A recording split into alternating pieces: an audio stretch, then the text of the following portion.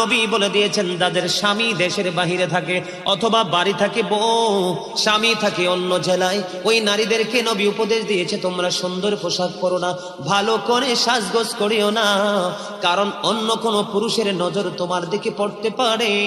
ও বন্ধু, নারীরা যত সাজগোজ যত সৌন্দর্য সবকিছু স্বামীর জন্য, অন্য কোন পুরুষকে দেখাতে পারবে না। নারীরা হলো গোপনীয় জিনিস। কি জিনিস?